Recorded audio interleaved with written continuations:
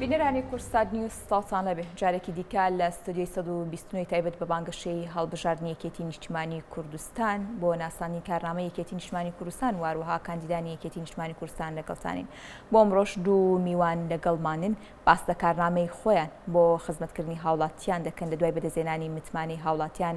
لە پەرلەمانی کوردستان. ئەوانی شەریەک لە بەڕێزان کەژاڵ عەلی ئەحمەد کاندیدی ژمارە 57 لە بازنەی سلێمانی لە لیستی 129 یەکێتی نیشتیمانی کوردستان و هاوکات بە مۆسەید ئەمین کاندیدی ژمارە 52 لە لیستی 121 یەکێتی نیشتیمانی کوردستان لە بازنەی سلێمانی. سپاس بۆ ئامادەبوونتان بەخێراتن.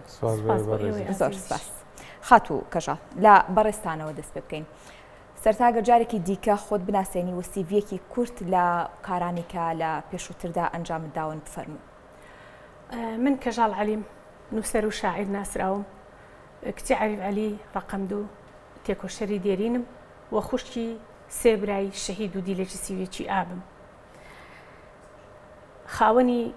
دەیان ساڵ کارکردنم لە بوارەکانی مافی مرۆڤ و ژنان و گەنجان و ئازادی بیرۆڕا. خاوەنی دەیان ساڵ کارکردنم لە ناوە و دەرەوەی وڵات لە بواری ڕێکخراوەیی و کۆمەڵگەی مەدەنی. دواپلەی حیزبیم بەرپرس ڕێکخراوە دیموکراتیەکانم لە سویسرا. وەک ژنێک باوەڕی تەواوم بە کاریگەری و هێزی وشە هەیە لە گۆڕین و ئاراستەکردنی کۆمەڵگادا. ئێمە هەمومان خەونی کوردستانێکی باشترمان هەیە، هەڵبەت هەمومان ئەوەندەی پێمان کرابێت تێکۆشاوین ئیشمان کردووە. هەموو کاندیدە بە ڕێزەکانی ئەم خولەی هەڵبژاردن خاوەنی ئەو پێش هات و پێشخانە گەورەین کە شانازی پێ بکەین. من لە دەرەوە ئەوەی پێم کراوە لەسەر ئاستی برەودان بە دۆزی کورد بە پارێزگاری لە قەوارە و ئەزمموی کوردستان تێکۆشاوم و هەوڵی جدیم داوە لەو پێناوەدا و بەشداری دەیان کۆبوونەوە و کۆنفرانسی نێودەوڵەتی ناوەندی ئەوروپام کردووە لەسەر ئاستی هەر چوار پارچە و لەسەر ئاستی جیهانیش. دەستەکانی خۆش زۆر سپاس دەکەم. کاک بەمە بەڕێستان خۆتان بناسێنن و سیڤیەک لە کاری پێشووتری بەڕێستان. بە ناوی خوای گەورە من بە مۆسەید ئەمین کاندیدی ژمارە 52 لە لیستی 129 یەکێتی نیشتیمانی کوردستان لە بازنەی سلێمانی ماوەی 5 ساڵ بەڕێوەبەری فەرمانگەی ڕۆشنبیری و هونەری زەڕایان بووم. واروەها 3 ساڵ بەڕێوەبەری فەرمانگەی بەڕێوەبەرەتی ڕۆشنبیری و هونەری شارەزور بووم. ماوەی 4 ساڵیشە لێپرسایی کۆمیتەی ڕێخستنی زەڕایانم و لە بوارەکانی ڕاگەیاندن و ڕێکخراوەی و کارگەڕی و ئیدارەدا شارەزاییم هەیە و بەردەوام لەگەڵ گەنجانیشا لە ناو چین و توێژە جیاوازەکانی گەنجان و لە بواری وەرزش یا لە بوارە ڕێکخراوەکاندا کارم کردووە. لێپرسایی کۆمیتەی خوێندکاران ئەندامی سنتەری ئازادی لاوانیش بووم لە ساڵانی 2006 و 2017. بەڵێ کاک بەمە بۆچی دەتەوێت متمانی هاوڵاتیان بەدەستبێنیت و لە داهاتوودا کە متمانی هاوڵاتیان بەدەستهێنا لە پەرلەمانی کوردستان خزمەت بکەیت؟ لەبەرەوەی خەڵک لە ئێستادا ئەو پەڕی ماندووە و هیلا کە بەدەست حکومڕانیەکی نادادپەروەرەوە سیاسەتی ژوەک هەر تاکێکی کۆمەڵگەوەک چۆن بازرگانێک یان فەرمانبەرێک یان پۆلیسێک هەمووی تموحی سیاست تموحە، بەڵام تموح ڕێگەی ڕەوای هەیە. ئێمە بێ بە ڕێگەیەکی ڕەوا هەمومان بەشدار بین لە پرۆسەی سیاسیا بۆ ژیانێکی باشتر بۆ هەمومان و بۆ ئازادیەکی باش بۆ هەمومان و لە ڕاستیدا خەڵک کە تین و برسیە بەڕاستی لەم دۆخەدا پێویستەکات هێزێکە بێ و هێزێکی وەکو ئێمە هەبێت پێشەنگی خەڵک بکات و ئامادەش بێ بۆ قوربانیدان بەر لە هەموو شتێک بۆی پێشەنگی ئەم هێزە بکە کە بەرنامەی هەیە چاکسازی لە کارنامەی حکومەتدا بکرێت داهاتوودا. باشە خات و کەژاڵ هەمان پرسیارش ئاراستەی بەڕێستانەکەم بۆچی دەتانەوێت ببنە ئەندامی پەرلەمان؟ پێش هەموو شتێک پەرلەمان لە لای من ئەرچێکی مرۆڤایەتی و پیرۆزە و بەدەر لەوەی کە پلە و پۆست و پێگەبێ خزمەتکردنە بە هاوڵاتی بە نیشتیمانەکەت بە پاراستنی سنووری نیشتیمانەکەت.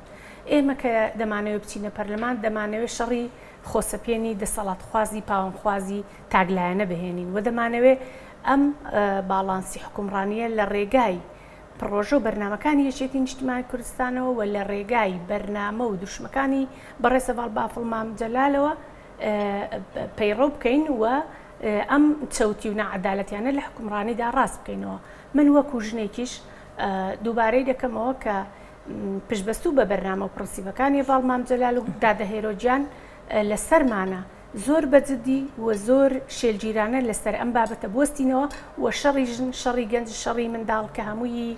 ژنە بە دەرەجەی یەک لە بەرەوەی ژن دایکی نیشتیمانە بیکەین و ئەم شەڕش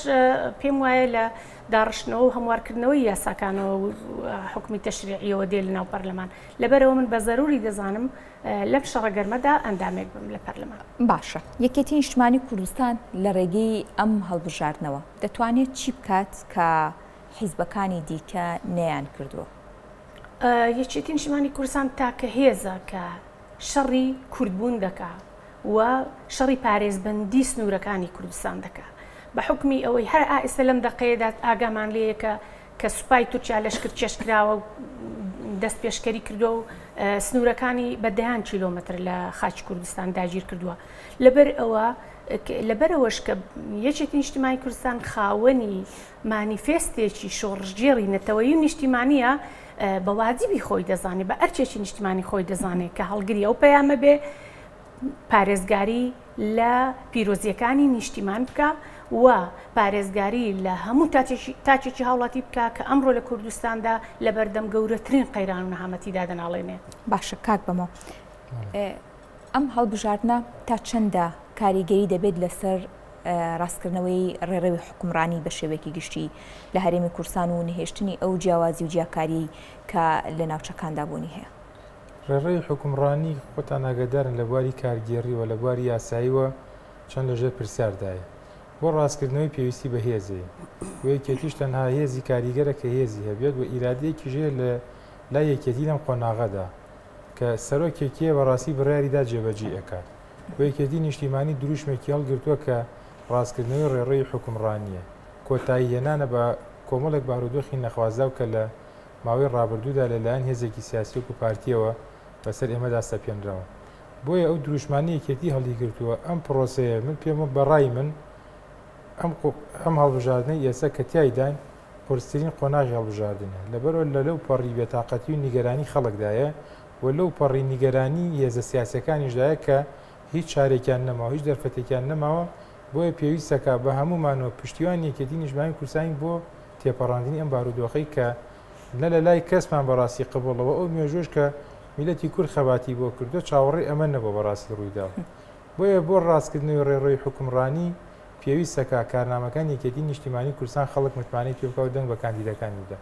باشە هەر لە کارنامەکەوە هەڵبەتە یەکێتی نیشتیمانی کوردستان وێنی کە ئاگادارن لە تەواوی بوارە جیاوازەکاندا خزمەت دەکات ئەگەر لیستی 129 یەکێتی نیشتیمانی کوردستان سەر بکەوێت هیچ لایەنێکی بۆ خزمەتکردن فەرامۆش نەکردووە.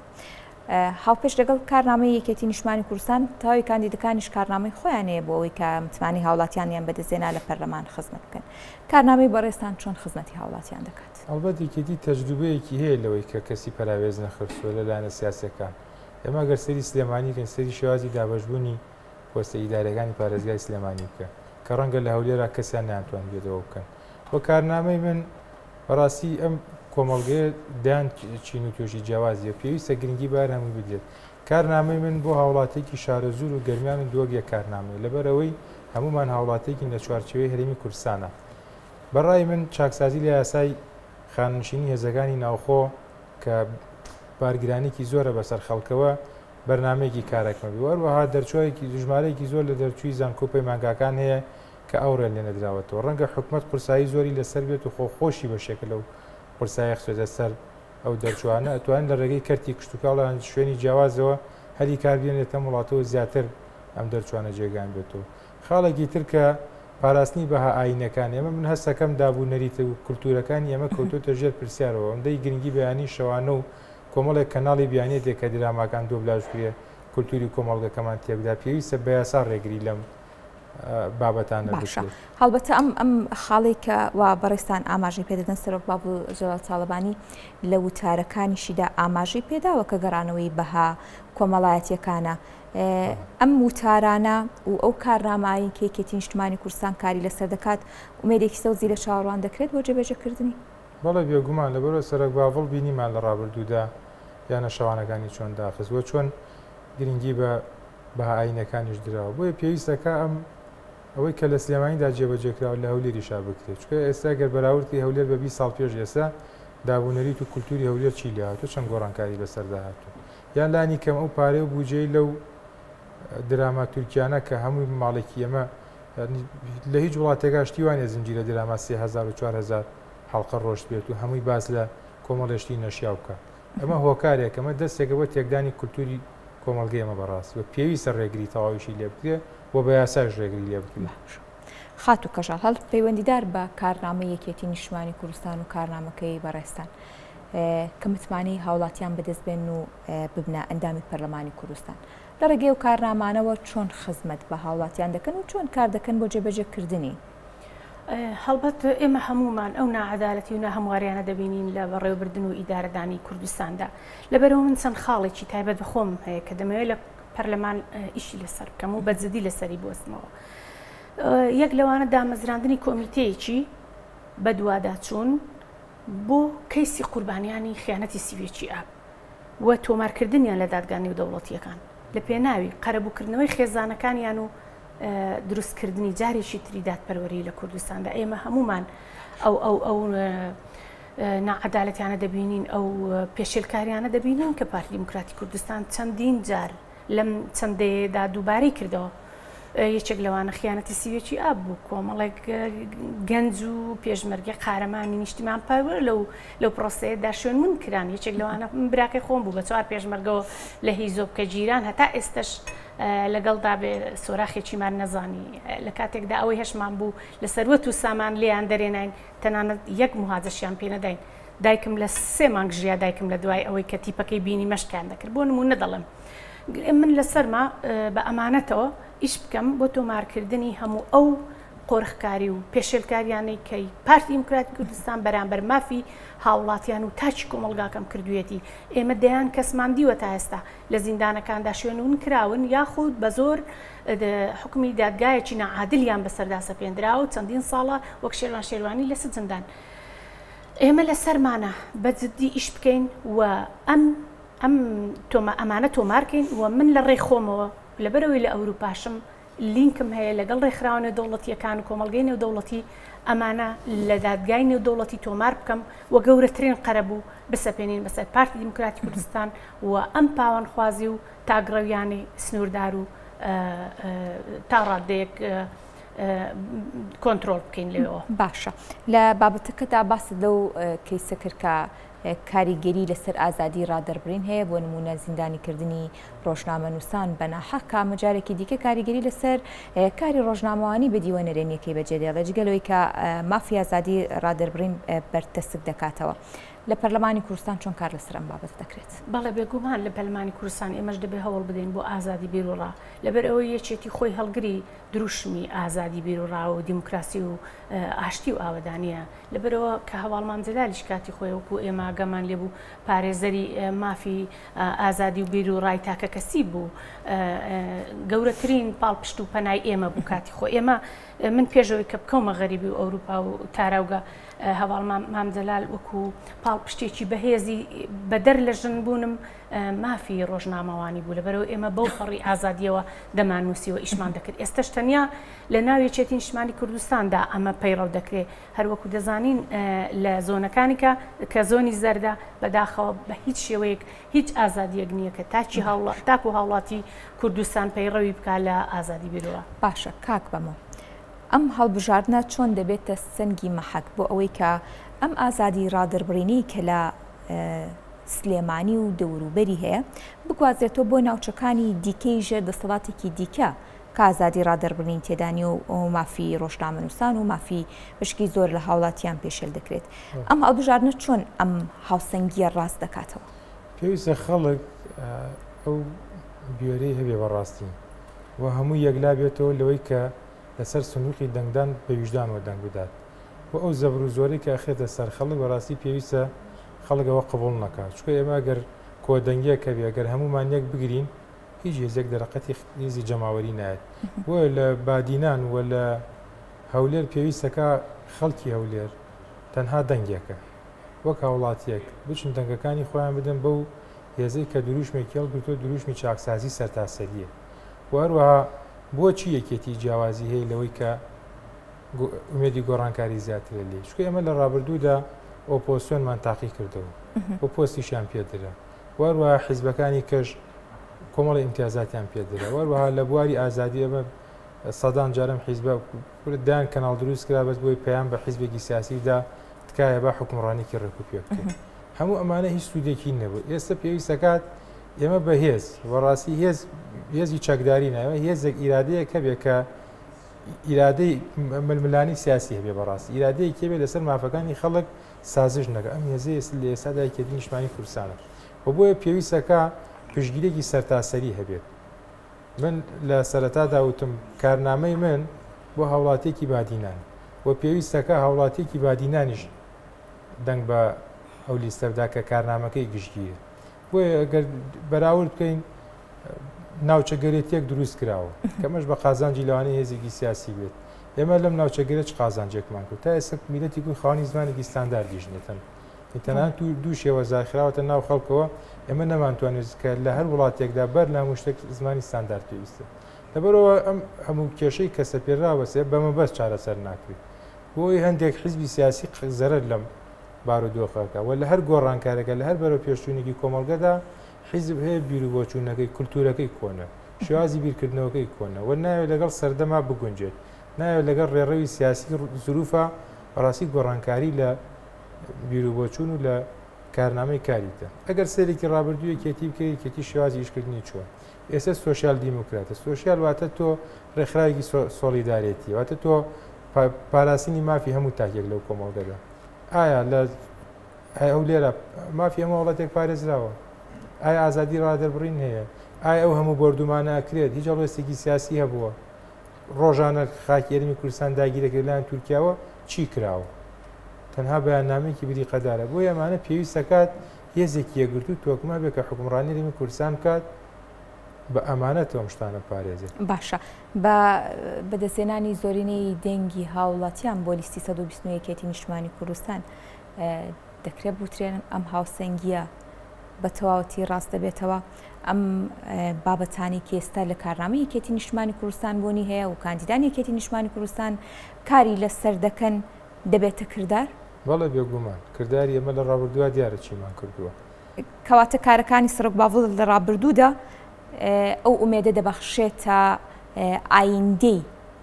یەکێتی نیشتمانی کوردستان بۆ جێبەجێکردنی با بڵێن ئەو بەڵێنانی کە داوێتی و بیکاتە کردار جیاوازیەکەی لە سەرۆک باوڵ کە لە کەم سەرکردەیەکی سیاسی هەیە ئەم قسە وەسفی نییە قسە حەقیقەتێکە لە سەرۆک باوڵدایە یەکەم دیوی شاراوەی نیم پیاوە حەقیقەتێکیە کە ژووری تاریکۆ و بابەتانەی نییە و دووەم برارێکیدا جێبەجیەکە و ئەو کەسەی ئەو هاوڵاتیانی هەرێمی کوردستان کە لە ڕابردوودا نیگەرانێکیان هەبووە هیچی بووی ئەوە بووە ئێمە لەبەر خاتری مافی نەتەوەی خۆمان و لەبەر پاراستنی ناوخۆی هەرێمی کوردستان دایان جار باجمان داوە تەنانەت سەرۆکایەتی حکومەتیشمان پێشکەش کردوون و هەمیشە هاتوین سازشێکمان کرد لە مافی خۆمان بوو ئەوەی لایانی بەرامبەرمان دەی مشکلە دروست نەکات کێشە دروست نەکاتوانە بەڵام هەموو شتێک بڵێن زوڵم لە ئەسووری ئاوڕێت وەڕاستی ئەم زوڵمەی کە کراوە خراوەتە سەر هەرێمی کوردستان و ئەم نەعەدالەتەی کە کراوە سەرۆک باوڵ هێزێکە ئیرادەی داوە بە زۆرینەی خەڵک کە پشتیوانێکە لە پێش هەمومانەوەی لەبەرەوە سیفەتی جیاوازی سەرۆک باوڵ بۆ یەکەم ڕازگۆیەکەی لەگەڵ خەڵکو و با بڵێن جێبەجێکردنی قەرارەکانی ئومێدی داوە بە خەڵک کە پشتیوان بەخوا زۆرترین دەنگ بۆ لیستی 121 نیشتمانی کوردستانە بێت باشە خات و کەژاڵ هەڵبەتە یەکێتی نیشتمانی کوردستان لە ئێستادا پێگەیەکی بەێستری هەیە جیاوازتر لە با بڵێن یەکێتی نیشتمانی چەند ساڵی ڕابردوو بە تایبەتی لە دەست بەکار یاخود دەستکردن ئەم ساڵی ڕابردوو کە سەرۆک باوڵ کاری تێیدا کردو یەکێتیەکەیەکی بەهێزە و خۆشی ئاماژەی بۆ داوە بە تایبەتی لە کارنەڤاڵەکانیدا دەڵێت ئەم یەکێتیەکەی سەرۆک مام جەلالە و خاوەن یەک با بڵێن بڕیاری سیاسیە ئەم بەهێزیەکێتی نیشتمانی کوردستان لەسەر ئاستی ناوخۆ و هاوکات لەسەر ئاستی پەیوەندیە نێو دەوڵەتیەکان چۆن خوێندنەوەی بۆ دەکەن کاک بافڵ سوپاس بۆ خوا کە لە دوای هێواڵمان جەلال توانی یەکێتی بگەڕێنێتەوە سەر شاڕێ ڕاستەقینەی خۆی پێشتر یەکێتیەکەی ئێستای پێش کۆنگرە و پاش کۆنگرە جیاوازی ئەرز و ئاسمانە هەواڵ بافڵ دەیەوێت بەڕاستی چاکسازی بکە لە ناوێکێتیدا ئەوە یەکێتی بگەڕێنێتەوە بۆ ئەو پرەنسیپ و بەرنامەنە کە هەواڵ مامجەلال ئیشی لەسەر دایڕشتووە لە کارنامەکانی یەکێتی و کارنامەی بەڕێزیشتان کارکردن لەسەر دیوەنی و دەوڵەتەکەی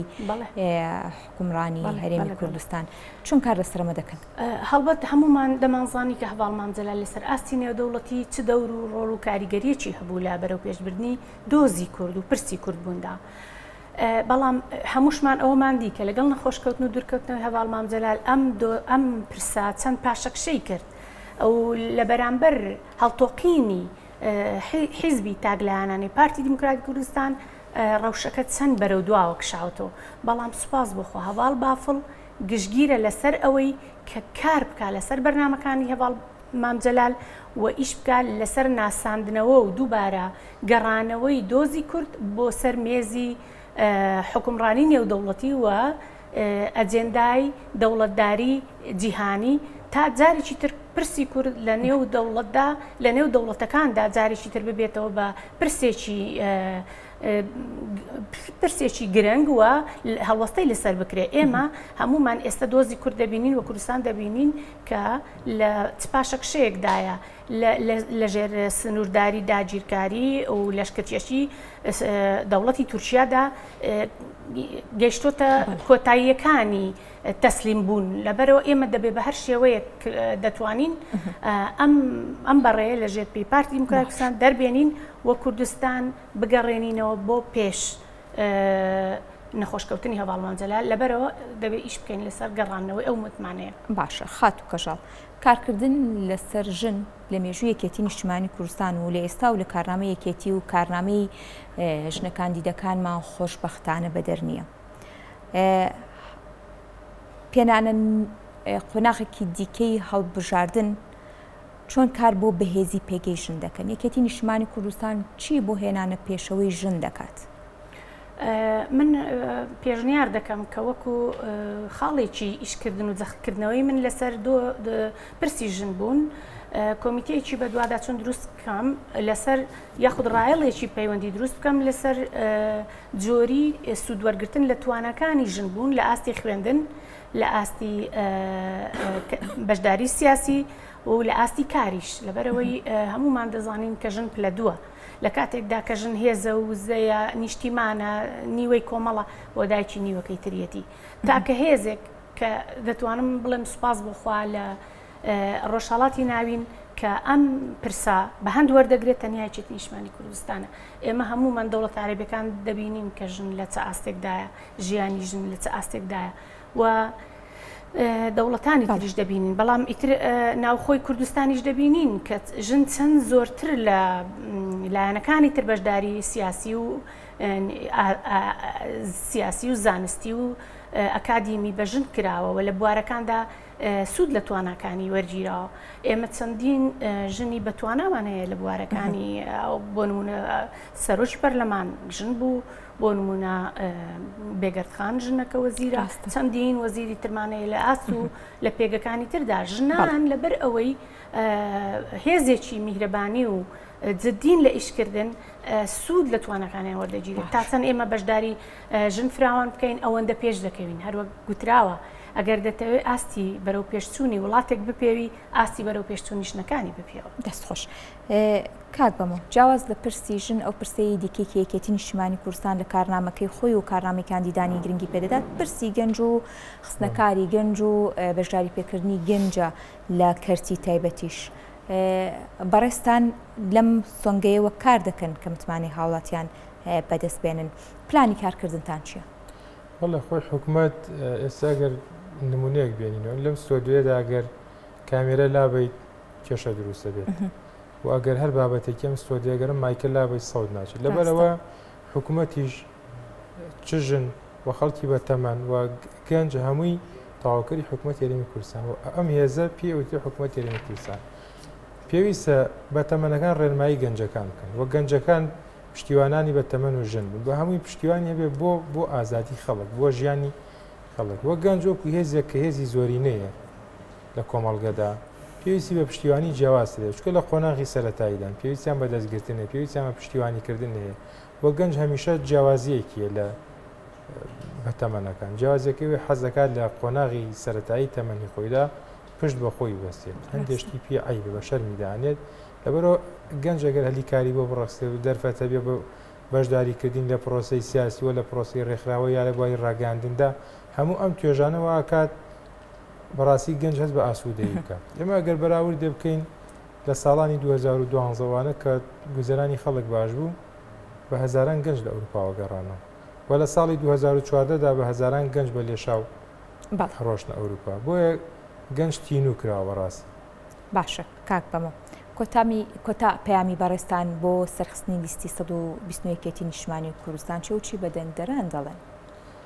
کۆتا پەیام ئەوەیە دەنگدەرانی بەڕێز یاریمی کوردستان لە هەموو بازنە جیاوازەکان هیوادارم متمانە بەخشن بە کاندیدەکانی یەکێتی نیشتیمانی کوردستان وەروەها بازنەی سلێمانی کە بازنەیەکی پڕ لە کێشمە سیاسیە تایبەتمەندی خۆی هەیە بێمە پێویستە لە هەولێرەوە بەڕاستی گۆڕانکاریش بکەین لەبەرەوە هەموو پارچەکانی کوردستان و هەموو بازنگانی کوردستان بۆ ئێمە بۆ یەکێتی کە حیزبێکی نەتەوەی بۆ پیەکە و من هیوادارم متمانە بە کاندیدەکانی یەکێتی بکەن و بەندەش یەکێکە لەو کاندیدانی لە بازنەی سلێمانی دای بە ژمارە 52 هیوادارم هاوڵاتیانی خۆشەویست متمانەمان پێ بکەن و دڵنیابن ئینشاڵڵا لە ئاز متمانەی دەنگدەرانی خۆمان نابێت بەڵێ بە هیوای سەرکەوتن خاتوو کەژاڵ کۆتا پەیامی بەڕێستان بۆ دەنگدەران چییە؟ چی بە دەنگدەرانی یەکێتی و ئەو کەسانە دەڵێت کێشتە دڵنیا نین دەنگ بە کام لیست و کام لایەن بدەن بۆ سەرخستنی لیستی 121 نیشتیمانی کوردستان بەگشتی لەسەرمانە بە ژن و پیر و گەنج و هاوڵاتیانی کوردستانەوە پشگیری لە دروشم و پەیڕە و پرۆگرامەکانی ئێستای یەکێتی نیشتیمانی کوردستان بکەین کە بەرزی کردوێتەوە لە پێناوی ئەم چاکسازی و دروشمە نیشتیمانی و نەتەوەی و سیاسیانەدا کە پەیڕەوی کردووە و دەبێت لەسەرمانە هەمومان بڕۆینە سەر سندوقەکانی دەنگدان و بێ جیاوازی دەنگەکانمان بخینە سندوقەکانەوە دەست بخینەوە سەرویژدانمان دووپاتی بکەینەوە کە ئێمە تاکە هێزی گۆڕانکاری ڕیشەین لە کوردستاندا کە تێدەکۆشین لە پێناوی پاراستنی سنوورەکانمان لە پێناوی پاراستنی ئەدەب و فەرهەنگ و کللتورەکەماندا ئێمە لەسەرمانە بۆ بنیادنانی ئابوووریەکی بەهێز بۆ بنیادنانی وەگەشەی گەشەی ئابوووریەکی پێشکەوت و لەسەرمانە دەنگ بدەینەوە بێچێت نیشتیمانی کوردستان لەسەرمانە بە هەمومان ئەم جارە لەم گۆڕانکاریە ڕیشەیە چارە نووسازەدا لەسەر سندوقەکانی دەنگدان بین و دەنگ بدەین بە سەرخستنی لیستی 129 نیشتیمانی کوردستان و ئەگەر بە ڕەواشیان زانی متمانەیان بە من بەخشی ژمارەکەم 57 سپاس بۆ هەموو شتێک دووبارە سپاس بۆ بەڕێستان سپاس بۆ کەژاڵ عەلی ئەحمەد کاندیدی ژمارە 57 لە لیستی 121 نیشتیمانی کوردستان و هاوکات بەمەوە سید ئەمین کاندیدی ژمارە 52 لە لیستی 121 نیشتیمانی کوردستان دووبارە سپاس بۆ ئامادەبوونی بەڕێستان بەڵایزان ستۆدیۆی 129 تایبەت بە بانگەشەی هەڵبژاردن و ناساندنی کارنامە و کاندیدانی یەکێتی نیشتیمانی کوردستانمان پێشکەشکردن کاتان ئارام بێت.